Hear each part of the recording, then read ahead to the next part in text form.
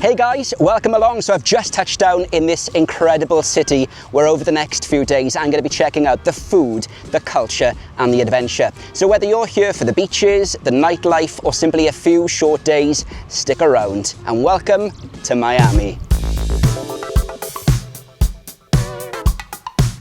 So I've decided to stay right here in Miami's iconic South Beach and the Art Deco district on the world famous Ocean Drive. And you know, it's got the largest collection of Art Deco buildings anywhere in the world.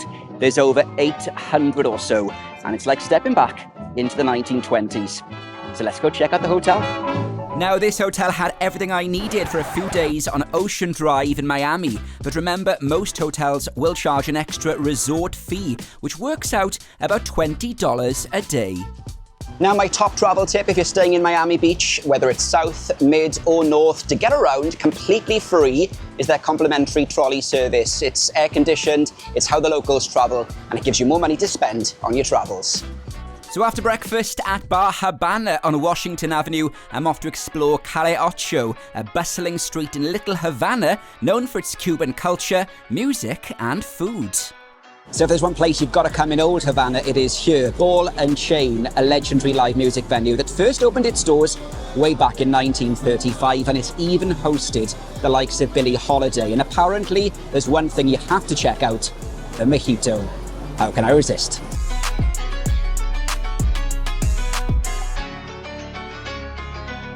Moment of truth.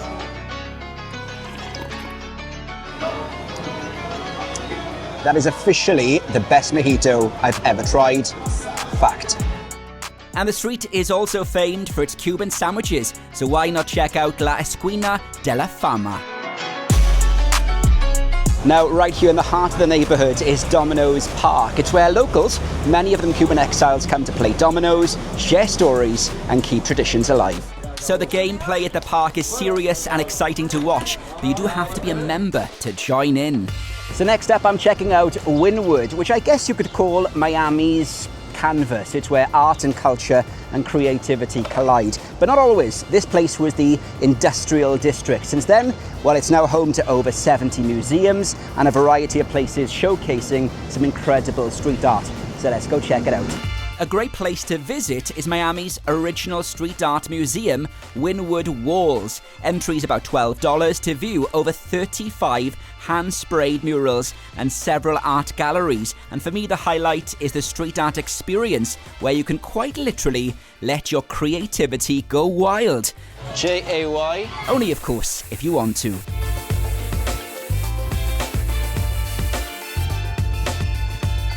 Next up, after a Mama's frozen margarita, I'm grabbing coffee at the Salty Donut.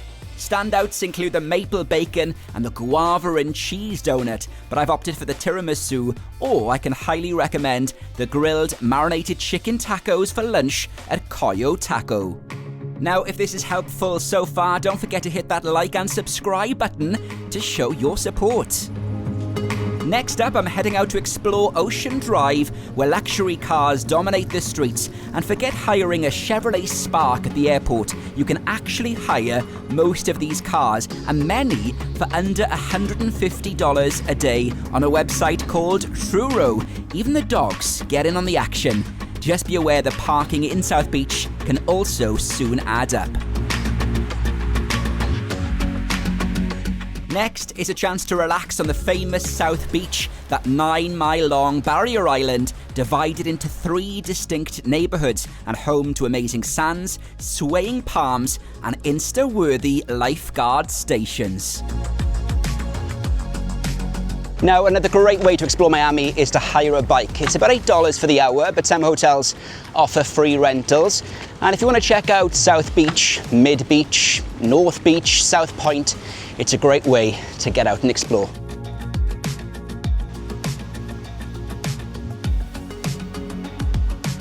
So welcome to South Point. Now, whether you're in Miami for those white sandy beaches, the incredible skyline views, or simply to watch the cruise ships sail by at sunset, this place is definitely worth checking out.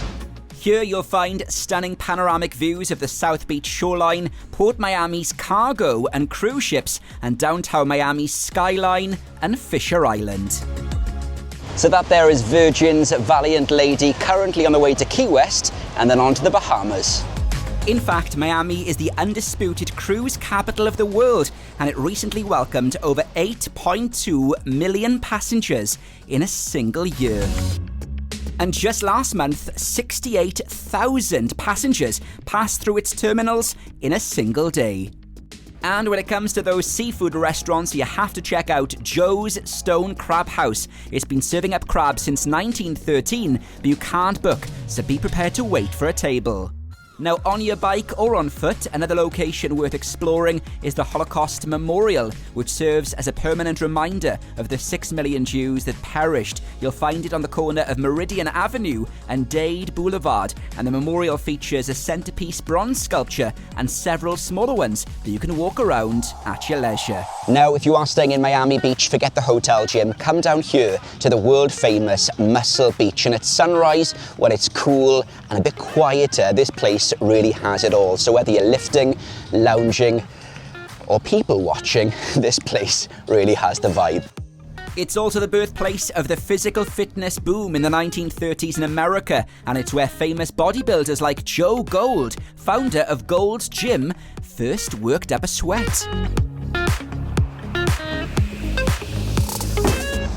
So today I'm checking out one of Miami's natural wonders, the Everglades, and it's time to get on board.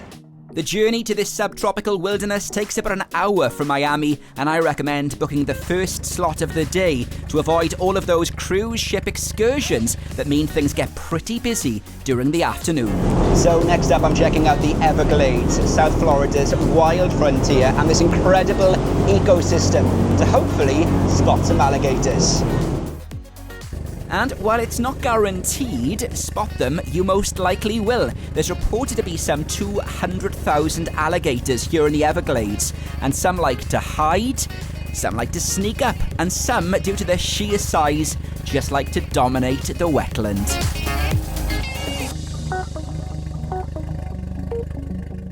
Now, once you've been out on the Everglades, you can pop to the cafe shortly after and pick up some gator bites, which, as the name suggests, are baby bits of gator. But how do they taste? Just like chicken. By night, Ocean Drive is equally entertaining as the bars and restaurants come to life under that legendary neon light. You'll even find the famous staircase from the chainsaw scene in Scarface, which is now, by the way, a 24-hour grocery store called CVS. The next morning, I'm grabbing a fruit bowl breakfast in Pura Vida before bumping into fellow content creators Adriana and Dylan, and then heading off to Bayfront Park on Pier 5, where I'm setting off on my next adventure.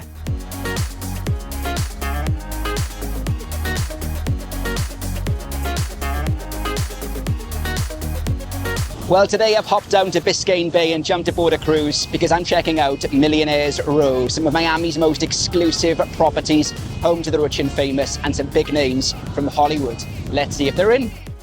These incredible views mean you'll soon find yourself at the home of Antonio Banderas, Shakira, Ricky Martin, Rihanna, Jackie Chan, the Beckhams, and plenty more. The bayfront views here are equally as impressive if you come back by night.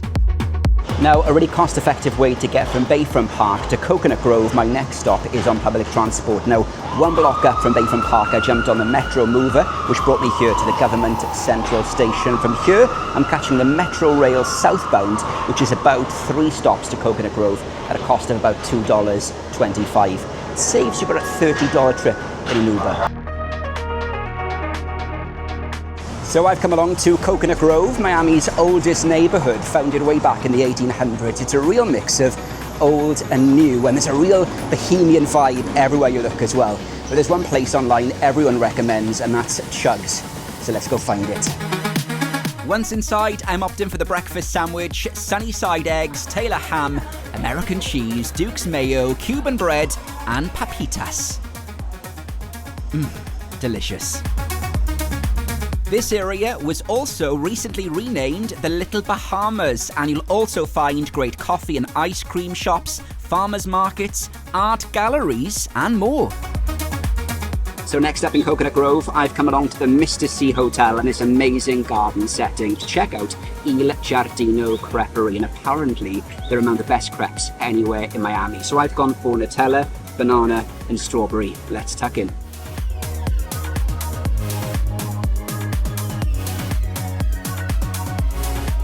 So welcome to Brickell. This is Miami's super fast-paced, ultra-modern and luxurious downtown. It's where giant skyscrapers meet fine dining and amazing nightlife. So let's go explore.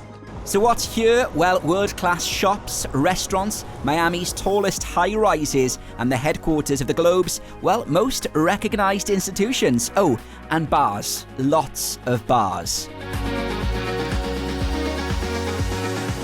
Now, Brickell is also described as the Manhattan of the South, and it's easy to see why, because by day, this place is a banking hub or a financial district, and by night, well, it comes alive with some incredible places to eat and drink. So whether you're here on business or travel, this place has a real buzz and incredible energy. My top tip, if you do just one thing in Brickell, order a drink in what feels like a secret garden in the clouds. And if you're looking for the best rooftop in town, surely this has to be it. Sugar in East Miami, perched some 40 stories above the city with incredible views all across downtown Miami, serving up some incredible cocktails, Asian-inspired food, and whether you're here for sunset or late at night, it's well worth checking out. It's open from 4 p.m. but fills up quick, so get there early and enjoy Brickell by night. For my next trip, I'm heading to the Design District, known for its luxury fashion and jewellery boutiques, cafes, celebrity chef restaurants, all of which, of course, draw a well-heeled crowd and a variety of celebs, including Victoria Beckham, who happened to be in one of the stores while I was there.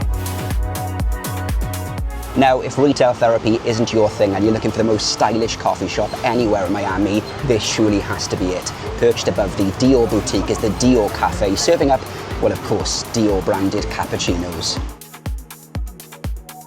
Back to the Art Deco district, and do you recognise this place?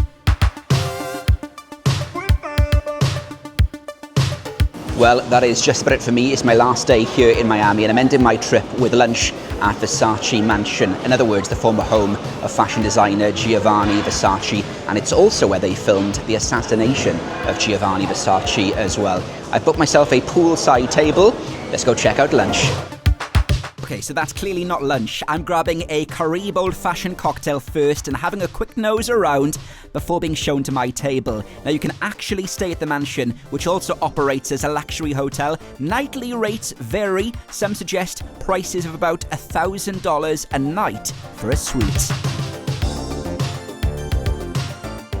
After finalising my menu choices, I've opted for the fried shrimp to start, followed by the chicken Milanese as main, and chef's special for dessert, a strawberry shortcake. So just before I end my time in Miami, my huge recommendation would be to hire a car and drive over the incredible 7-mile bridge to Key West, stopping off at Key Largo along the way. Sadly, I ran out of time, but I will definitely be back to check out the incredible Florida Keys. Well, as the sun sets here on South Beach in Miami, thanks for joining me for an incredible few days in this epic city. From amazing beaches to wild vibes and fun times, it's been epic. Any questions? Make sure you stick them in that comment section below. Hit the like and subscribe button as well, and join me on plenty more adventures. I'll catch you next time.